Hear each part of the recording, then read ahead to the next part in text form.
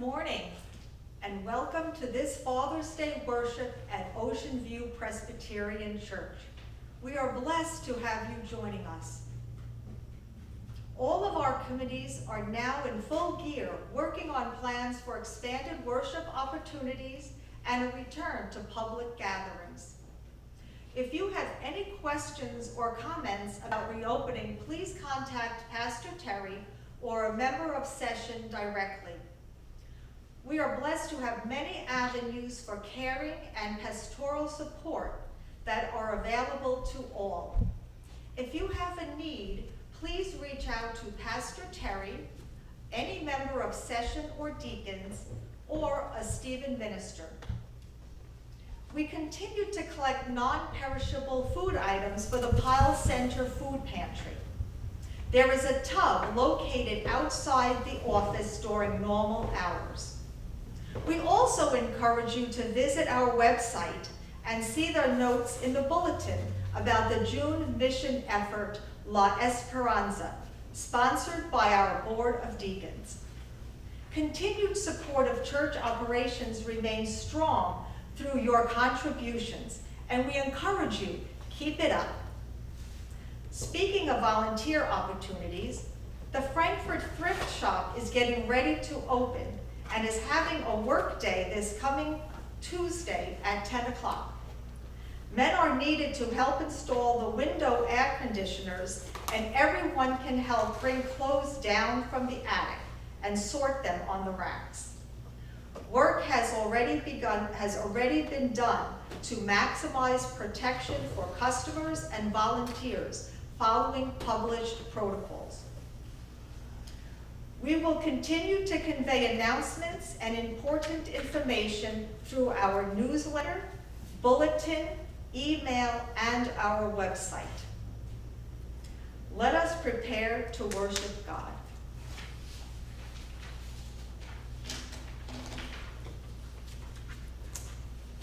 Am I afraid to die? I am. Every time I let myself be seduced by the noisy voices in my world, telling me that my little life is all I have, and advising me to cling to it with all my might. But when I let those voices move to the background of my life and listen to that small, soft voice calling me the beloved, I know that there is nothing to fear, and that dying is the greatest act of love, the act that leads me into the eternal embrace of my God, whose love is everlasting. Please join me in the call to worship. Troubled prophets and struggling families, you listen to our voices, whoever we are. There is no one like you, God of the listening heart. Those who live in fear and those who look for signs, you fill us with hope and surprises. There is no one like you, God of steadfast love. Seekers of power, as well as those who serve the vulnerable, you challenge us to use our gifts for others. There is no one like you, God of all people. Let us worship our God, who relieves all our fears.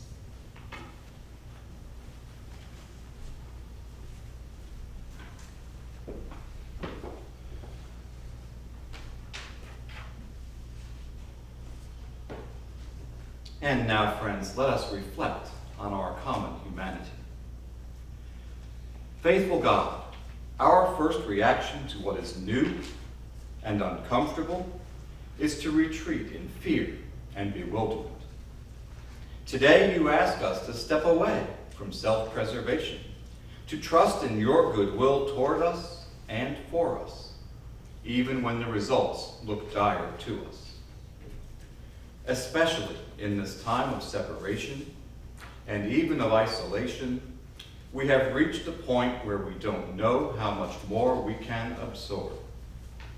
We seek to deal with loneliness and are challenged with those more lonely than we.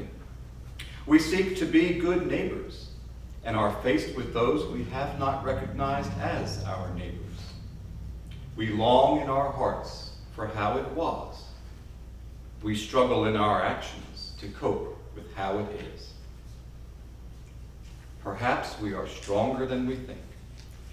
Perhaps we are afraid of our strength and turn it against ourselves, making ourselves weak. Making ourselves secure, we make ourselves guilty. Perhaps we are most afraid of the strength in us that is yours, O God. Perhaps we would rather be weak in ourselves than strong in you. Please, O God, give us your spirit of perseverance, keeping us on your way. Give us your spirit of faith to be true to your principles, which Jesus taught and lived. When we feel deserted, give us courage.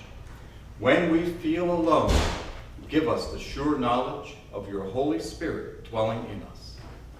Even as you soothe our doubts and fears, forgive us our doubts and fears. We pray in Jesus' name. Each person has inside a basic decency and goodness. If they listen to it and act on it, they are giving a great deal of what the world needs most. It is not complicated, but it takes courage. It takes courage for a person to listen to their own goodness and to act on it. Friends, strengthened by the Holy Spirit and knowing the forgiveness of Christ, we are God's own beloved. Thanks be to God.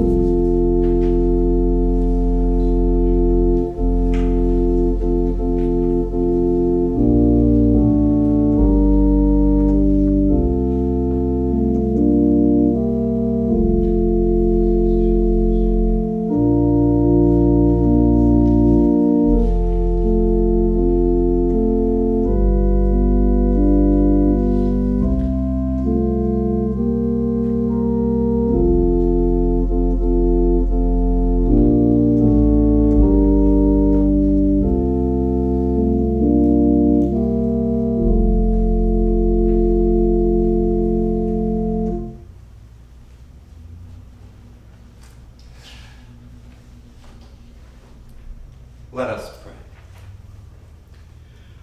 O Lord Jesus, gentle and humble of heart, full of compassion and maker of peace, you lived in poverty and suffered persecution for the sake of justice. Help us to receive your word joyfully and to live by your example, we pray. Amen.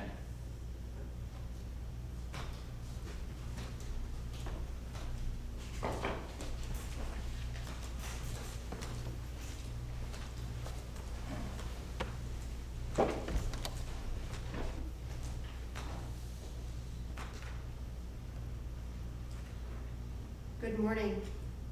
The Old Testament lesson today is taken from Genesis chapter 21, verses 8 through 21. The child grew and was weaned, and Abraham made a great feast on the day that Isaac was weaned. But Sarah saw the son of Hagar the Egyptian, who had borne to Abraham, playing with her son Isaac. So she said to Abraham, "Cast out this slave woman with her son, for the son of this slave woman shall not inherit along with my son Isaac." The matter was very distressing to Abraham on account of his son. But God said to Abraham, "Do not be distressed because of the boy and because of your slave woman. Whatever Sarah says to you, do as she tells you. For it is through Isaac that offspring shall be named for you. As for the son of the slave woman, I will make a nation of him also, because he is your offspring." So Abraham rose early in the morning and took bread and a skin of water and gave it to Hagar, putting it on her shoulder along with the child, and sent her away. And she departed, wandered about in the wilderness of Beersheba. When the water and the skin was gone, she cast the child under one of the bushes. Then she went and sat down opposite him a good way off, about the distance of a bow shot. For she said, "Do not let me look on the death of the child."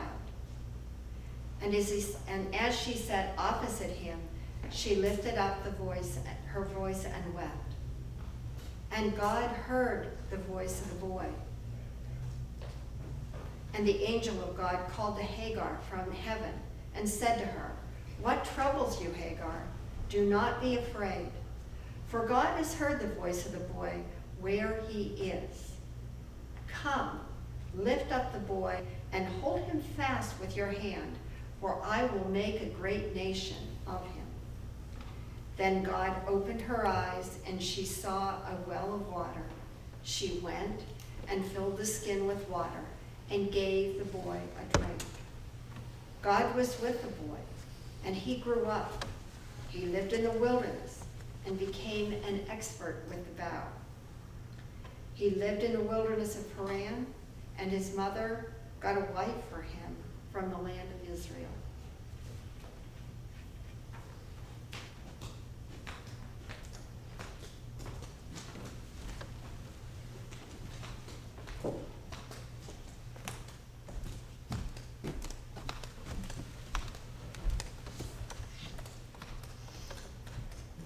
The gospel lesson this morning is Matthew 10, verses 24 through 39.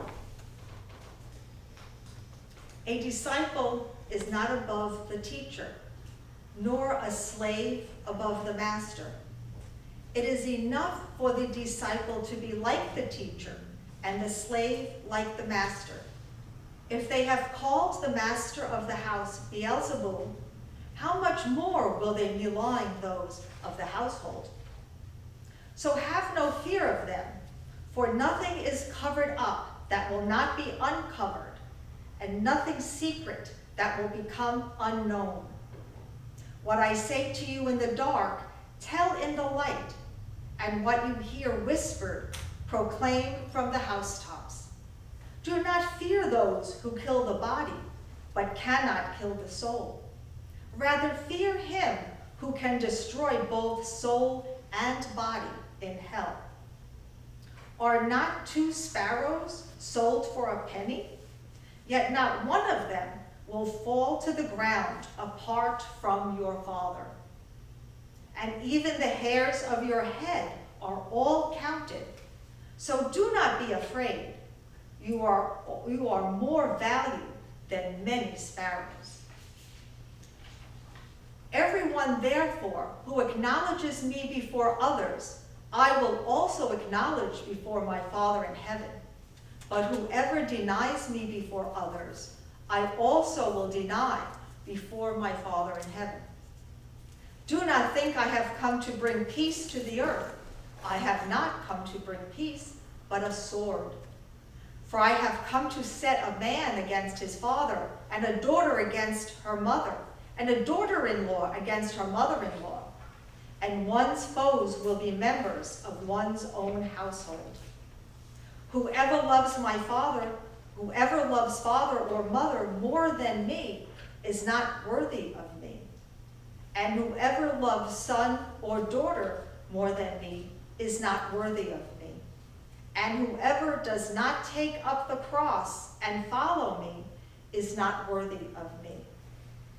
Those who find their life will lose it, and those who lose their life for my sake will find it.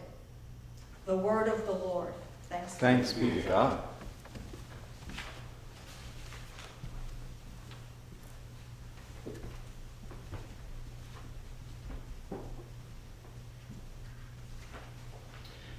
So I want to remind you, please, to be back with us next week when I hope our live stream will be in a better and happier condition. Because next week I will be covering the 3 stories of Abraham that come to a climax next week. So if you look back in your bulletins or look back in the lectionary, which you can pick up on our website, if you are familiar with all 3 stories next week, that would be very helpful. I will try to have them published in your bulletin, but that's a lot of ink for you. As for today, friends, I hope the first thing you will recognize about today's gospel is that it is an apocalyptic text. That is to say, it sweeps aside human ideas and history in order to reveal God's justice and eternity. The text also looks forward to Matthew's expansive parable of the goats and the sheep. And yes, last week we had a different name for those who are called goats. We called them wolves. In the tradition of the Psalms, the wolves, the goats, like to believe their works are hidden, especially hidden from God, hidden by darkness, hidden by secrecy, hidden by collaboration. Their works and our works are never hidden from God. And at the summing up of God's justice, nothing is covered up, we just heard, that will not be uncovered. Nothing is secret that will not become known. This is a timely reminder of the God who sees and reproves, especially deeds done against the helpless and the downtrodden. What we do when we think God doesn't see, when we have no supervisor present, that reveals more about us than anything else can. I left you last week with the recognition, I hope, that we, white members of society that clearly favors us, are being called and challenged by a modern version of the Anawim, the people of the land, the people who live in desperation, the people who live not knowing where their next meal, where their next home, where their next anything comes from, and therefore rely on God. These folks, and all the sensitive people working in churches and other institutions that are sympathetic, these folks are not asking us to not be who we are. They are calling us rather to become all that we are meant to become, all of who we truly are in God's eyes. So then, what can Jesus possibly mean when he says he brings a sword to set daughter against mother, to set son against father? First of all, that he understands how hard it will be to turn toward justice when the wider, corrupted, co-opted culture, out of fear, does not turn toward justice, but instead nurtures grievances in secret. That is the church that Matthew wrote to. More than that, though, I think he meant that our faith obliges us to ask hard questions of ourselves, to take internally and work on the questions those decrying injustice set before us day by day are saying and what it means in our lives.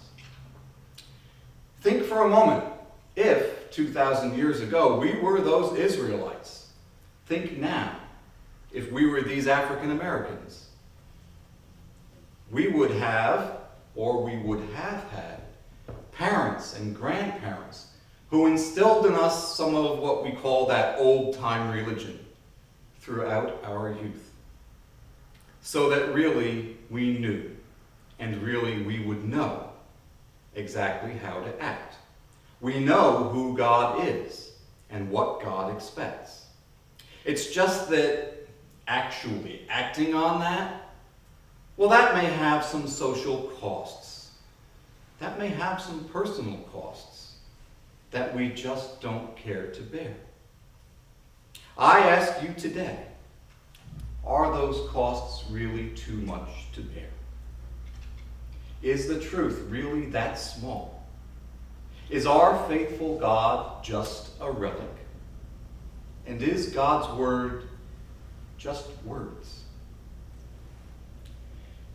In her book on spiritual formation, which is called Glittering Vices, and which, like all books I mention, you may borrow from my office, in that book, Glittering Vices, Rebecca Coningdick DeYoung takes on such questions as I've just asked, questions of moral courage, through the ages-old Christian teachings on virtues and vices, a tradition built upon Paul's virtue and vice lists in several of his letters.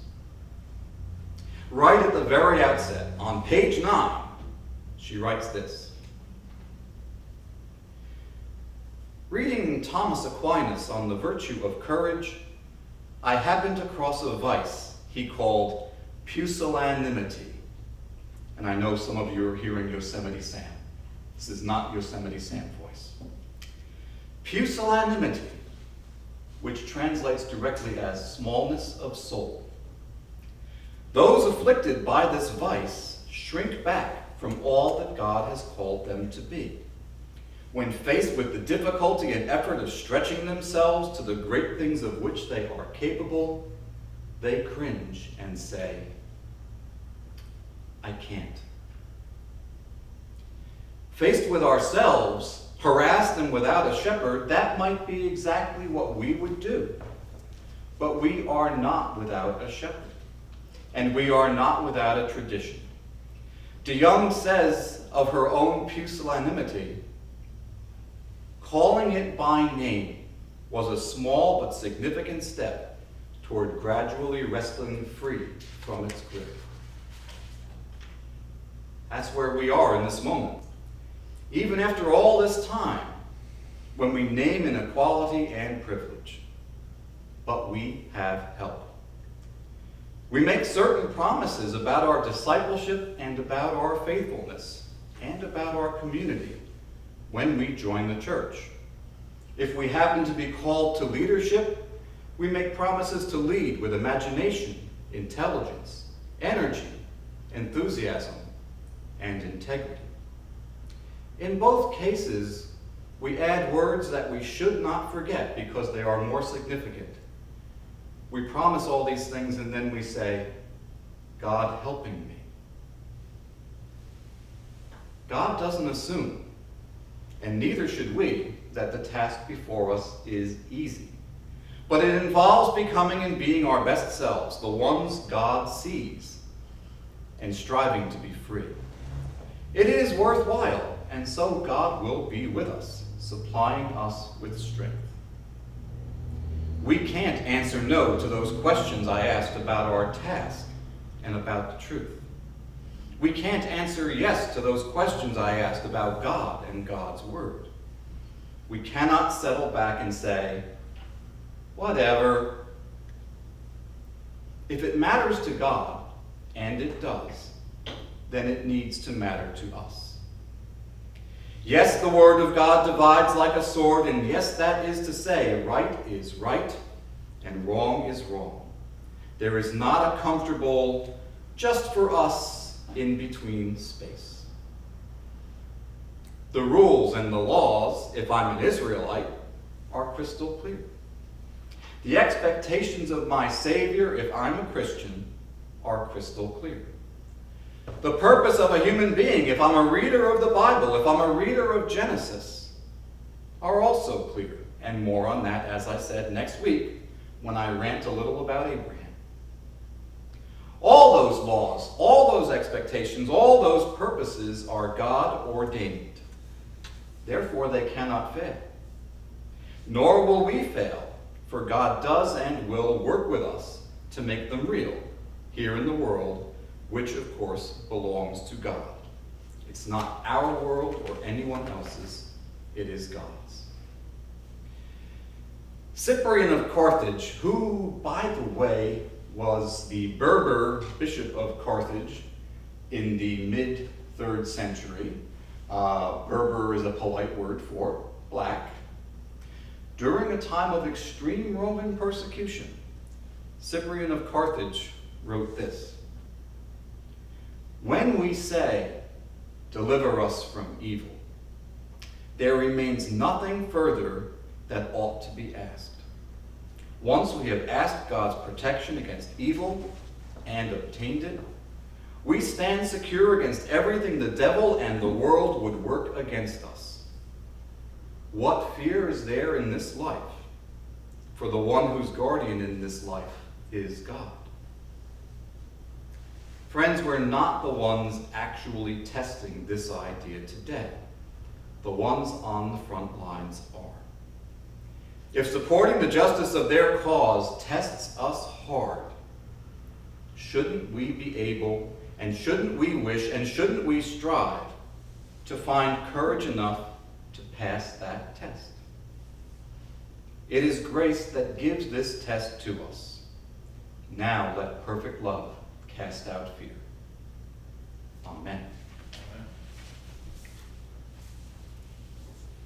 Will you please stand as you are able and join me in our affirmation of faith? This, once again, is from the Westminster Confession.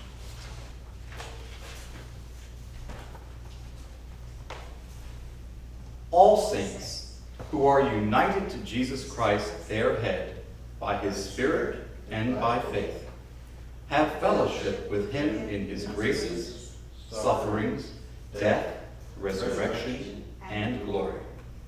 And, being united to one another in love, they participate in each other's gifts and graces, and are obligated to perform those public and private duties that lead to their mutual good, both inwardly and outwardly.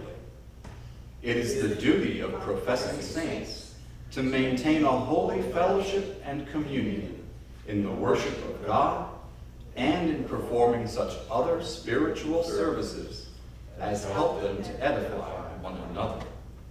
It is their duty also to come to the aid of one another in material things, according to their various abilities and necessities. As God affords opportunity, this commission is to be extended to all those in every place who call on the name of the Lord Jesus. Amen. Please be seated. And we will come to our time of prayers. And I do have a few, and the first one is, thanks be to God, a joy. That is the joy of Brooks and June Goldman having a new great-granddaughter whose name is Lila Brooke. We also need to pray for the sake of Dottie Nicholson, who will be facing carpal tunnel surgery on the 24th, which I think is Wednesday. Ask you please to pray for Cindy and Woody Woodruff. They have come to a still more difficult time in Woody's prolonged struggle with his health and Cindy's care for him. And finally, I share the sad news of the death of Doris Brown, who is George Young's sister and Elsie's sister-in-law.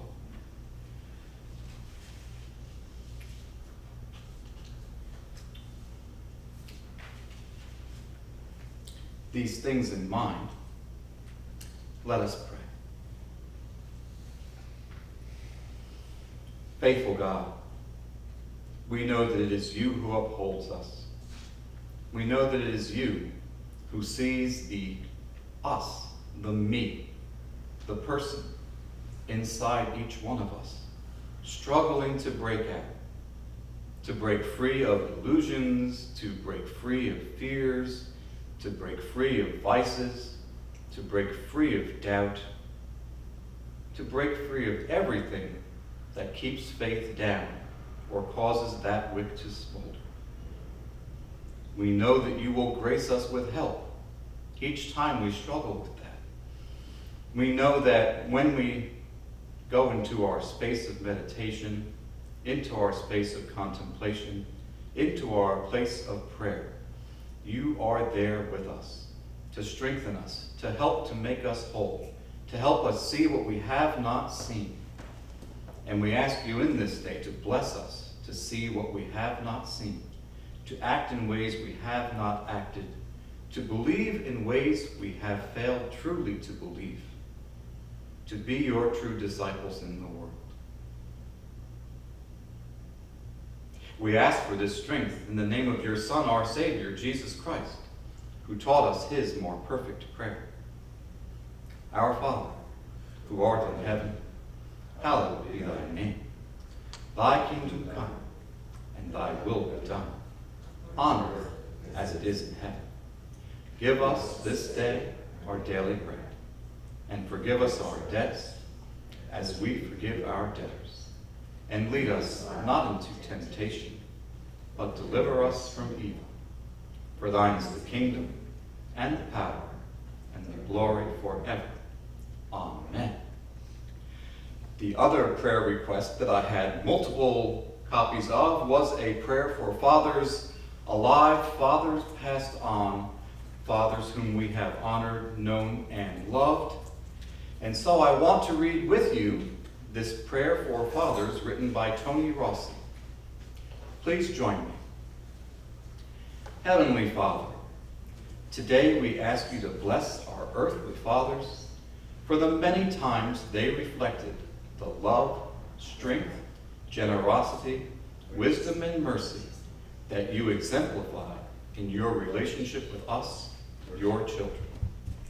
We honor our fathers for putting our needs above their own convenience and comfort, for teaching us to show courage and determination in the face of adversity, for challenging us to move beyond self-limiting boundaries, for modeling the qualities that would turn us into responsible, principled, caring adults. Not all our fathers lived up to these ideals. Give them the grace to acknowledge and learn from their mistakes.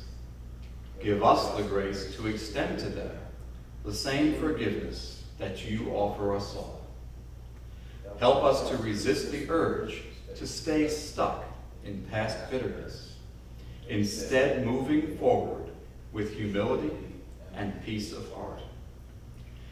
We ask your blessing on those men who served as father figures in our lives when our biological fathers weren't able to do so. May the love and selflessness they showed us be returned to them in all their relationships, and help them to know that their influence has changed us for the better.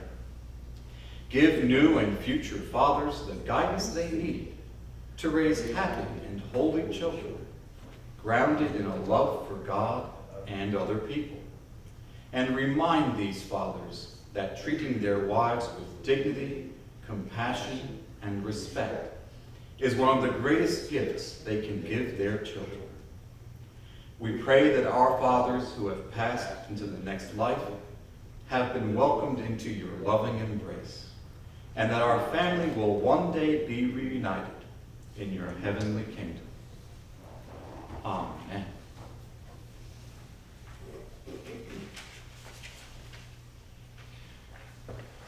Friend of the sparrow, and friend of us, your own, giver of every good, your attention to us, your gifts to us, your salvation of us and your Son Jesus are more than we deserve.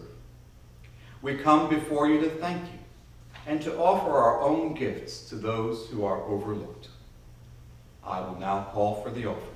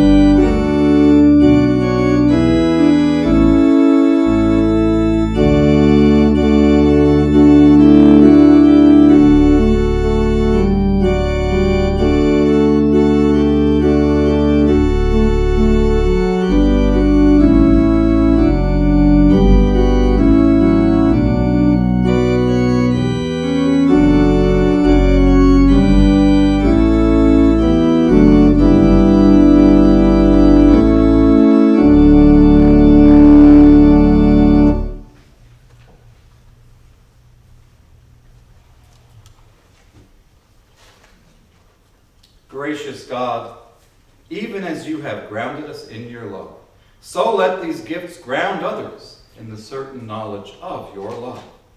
May they bless many as you multiply them for the sake of our Savior, Jesus Christ. Amen. And now, friends, I charge you in this way. Go now and walk in newness of life, for Christ was raised from the dead. Therefore, do not be afraid. What God speaks to you in the dark, proclaim boldly in the light. May God watch over you and provide for you. May Jesus Christ openly declare you to be his own, and may the Holy Spirit bring you help and comfort always. Amen.